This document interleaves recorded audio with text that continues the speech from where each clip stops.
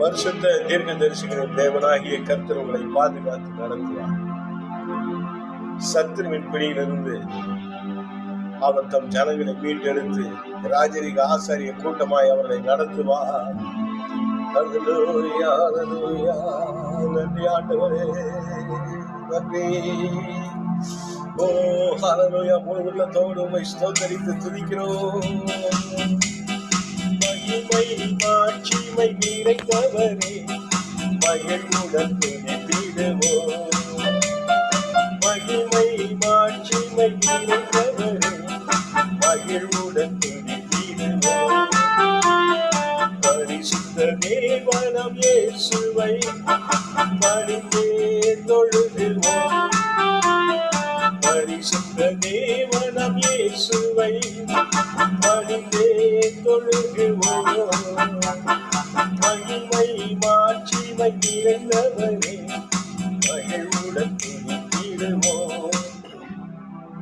கர்த்தாவே, உம்மை ஆராதிக்கிறோம், உம்மை மகிழ்ச்சியோடு துதிக்கிறோம். உங்களுடைய துதிகளின் மத்தியிலே நீர் வாசம் செய்கிற தேவன் வந்து எங்களை ஆசீர்வதிக்கிறார். பரிசுத்த தீர்க்கதரிசிகளை கர்த்தர் கனம் பண்ணுகிற தேவனாக இருக்கிறேன்.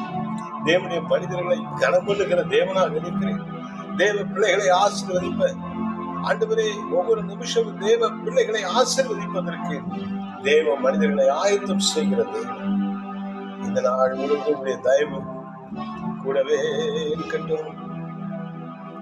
நம்பி இருக்கிற ஜனங்களுக்கு கர்த்தரின் ஒரு அடைக்கல பட்டணமாய் இருந்து காத்து நடத்துங்க. அதிசயங்களை அவர் வாழ்க்கையில காண கிருபை தாருங்க ஆண்டவரே. நன்றி ஆண்டவரே, இயேசுவின் நாமத்தில் ஆமென்.